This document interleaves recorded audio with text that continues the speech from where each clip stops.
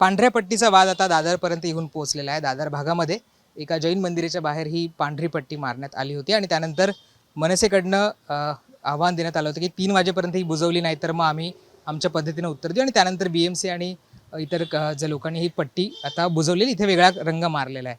पण या सगळ्याबद्दल बोलण्यासाठी आणि मनसेची भूमिका समजून घेण्यासाठी आपल्यासोबत मनसेचे नेते संदीप देशपांडे आहेत. आपण त्यांच्याशी बोलणार आहोत. संदीपजी, आज सकाळपासून चर्चा झाल्या, वाद झाले, याच्यावर आता काळा रंग मारलेला आहे. पण हा प्रश्न विचारला जातो की मग पांढऱ्या रंगाला, ग्रे रंग मारलेला आहे, पांढऱ्या रंगाला विरोध काय? पांढऱ्या रंगाला विरोध नाही आहे. विरोध ह्या गोष्टीला आहे की हा पब्लिक रस्ता आहे. इथे तुम्हाला उद्या वाटलं मी हिरवी पट्टी मारतो, मला वाटतं मी पिवळी पट्टी मारतो, याला वाटलं भगवी पट्टी मारतो, असं चालेल का?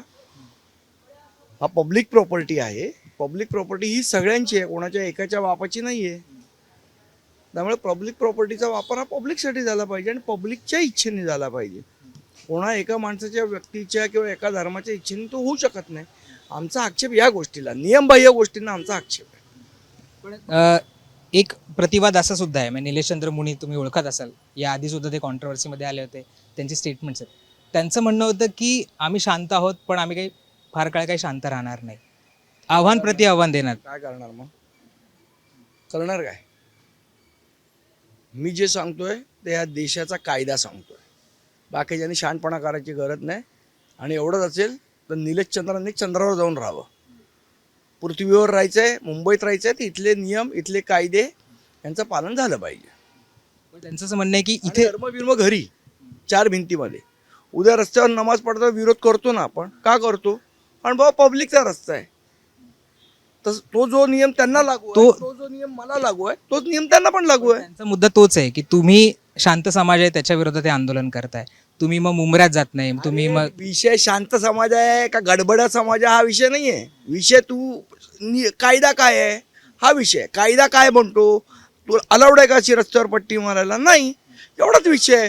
तुम्ही शांत आहात का, तुम्ही बडबडे आहात का, तुमच्या किडे आहेत, हे आम्ही विचारलंच नाही आहे ना. त्यांचं म्हणणं की आमच्या विरोधात आंदोलन होते, मग तुम्ही मुंबऱ्यात जात नाही, तुम्ही तिकडे पायधुनीला जात नाही, इकडे रस्त्यावर नमाज पडला तो कुठेही. मग त्याला विरोध नाही केला. भोंगायचं आंदोलन काय निलेशचंद्रांनी केलं? कोणी केलं? आम्ही केलं ना. मग हा कोण शिकवणार निलेशचंद्र? आणि त्याचा तुम्ही ऐकून आम्हाला प्रश्न विचारणार? निलेशचंद्राला विचारलं भोंगाचं आंदोलन कोणी केलं? त्याला बडबड करतात. लायकी नाही यांची 5 पैशाची. निलेशचंद्रांचं ऐकून आहे, एक बाजू आहे ती तुमच्या समोर ठेवायचा प्रयत्न केला. भोंगाचं आंदोलन कोणी केलं? केलं ना आम्ही. मग तेव्हाही आम्ही सांगितलं की जो नियम आहे त्या नियमाप्रमाणे वागा. आजही आम्ही तेच सांगतोय. जे त्यांना सांगितलं तेच यांना सांगतोय. पण तुम्ही जे चंद्रू फिंद्रूंनी आम्हाला राजकारण हे शिकवायचं नाही. मुनी आहात, धर्माचे मुनी आहात, मुनींप्रमाणे राहा. राजकारणात चिरण्याचा प्रयत्न करू नका. धार्मिक गुरु आहात, धार्मिक गुरु राहा, राजकीय गुरु व्हायचा प्रयत्न करू नका. संदीपजी, 7 तारखेला तुम्ही एक ट्विट केलं होतं आणि त्याच्यामध्ये असं म्हटलं होतं की हा एक प्रकारचा सांस्कृतिक दहशतवाद आहे. तुम्हाला असं का वाटतं की हा पट्टी मारणे एक दहशतवाद आहे? याचं कारण असं आहे, कधी इतके वर्षात कधी तुम्हाला गरज वाटली नाही पट्टी मार. हे दाखवायचं आहे की इथे आमची ताकद आहे, इथे आम्ही वाटेल ते करू शकतो, हा रस्ता आमचा आहे, ही मुंबई आमची आहे, हा दाखवण्याचा छुपा हेतू याच्या मागे. म्हणून मी याला म्हटलं की सांस्कृतिक दहशतवाद आहे. हा आम्ही अजिबात खपवून घेणार नाही. अजून नशीब त्यांचं, त्यांना मी पांढरा जिहाद नाही म्हटलंय.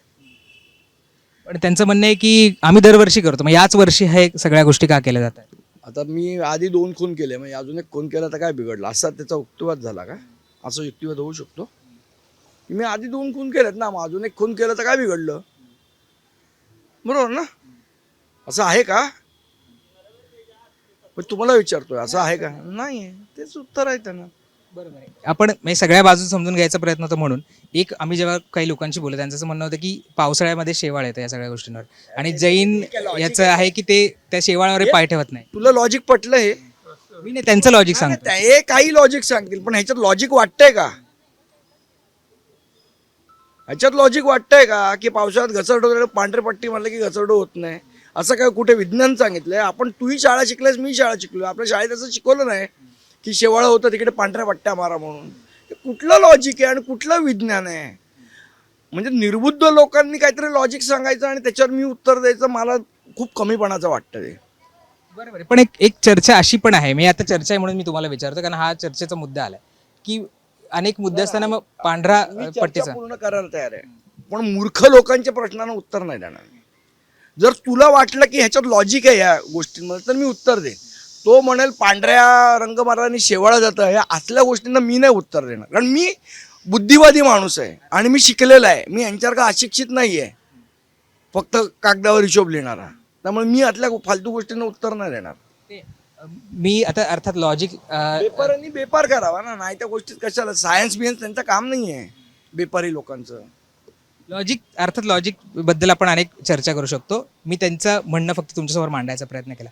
आज मला तर पुढचं समजून घ्यायचं अगदी शेवटाकडे येताना की काय मनसेची पुढची भूमिका काय असणार आहे. आमची भूमिका कुठल्याही सांस्कृतिक दहशतवादाला विरोध आमचा आहे, होता आणि राहणार. कुठल्याही समाजाचा असणार. कुठलाही. आम्ही भोंग्याच्या विरोधात पण आम्हीच आंदोलन केलं ना, का भाजप आलेली.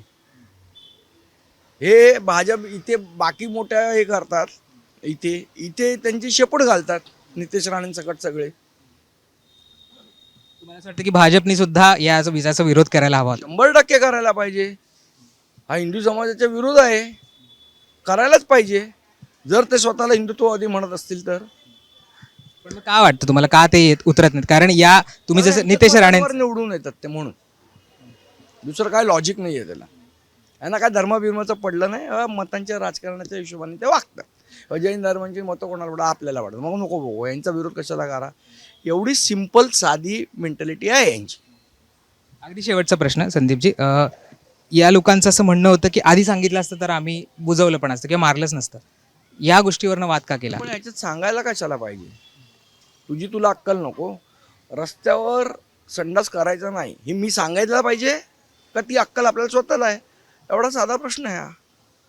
खूप खूप धन्यवाद तुम्ही वेळ दिलात आणि आमच्याशी बोलल्याबद्दल. हे होते संदीप देशपांडे आणि त्यांचं म्हणणं आहे कुठल्याही सांस्कृतिक दहशतवादाला आमचा विरोध आहे, सांगायची कुठचीही गरज नाही आहे आणि जर आम्हाला लॉजिकल त्याची उत्तर असेल तर ते आम्ही मान्य करू. पण याच्यामध्ये आम्हाला कुठलंही तसंही तथ्य वाटत नाही, लॉजिक वाटत नाही आणि कुठच्याही पद्धतीच्या सांस्कृतिक दहशतवादाला आम्ही विरोध करत राहू असं सुद्धा त्यांनी म्हटलेलं आहे. अर्थात आपण त्यांना अनेक प्रश्न विचारायचा प्रयत्न केला, मग इतर ठिकाणी आंदोलनं का केली जात नाही त्याच्यावरही त्यांचं उत्तर आहे. पण आता तरी सध्या तरी हा जो ग्रे रंग मारलेला आहे, या ग्रे रंग मारून हा वाद सध्या तरी संपलाय का हा प्रश्न अनुत्तरितच आहे. पण तुम्हाला काय वाटतं? आपण सगळ्या बाजू मांडायचा प्रयत्न केलेला आहे. ऑडियन्स म्हणून तुम्हाला काय वाटतं? खरंच हा मुद्दा महत्त्वाचा आहे? खरंच हा सांस्कृतिक दहशतवाद आहे का जसं मनसे म्हणतं आहे? आणि अशा पट्ट्या मारायला हव्यात नाही मारायला हव्यात? तुमची जी काही मतं असतील ती कमेंटमध्ये सांगायला विसरू नका आणि मुंबई तकला सुद्धा सबस्क्राईब करायला विसरू नका. कॅमेरा पर्सन महेश मोरेसह राहुल गायकवाड, दादर, मुंबई तक.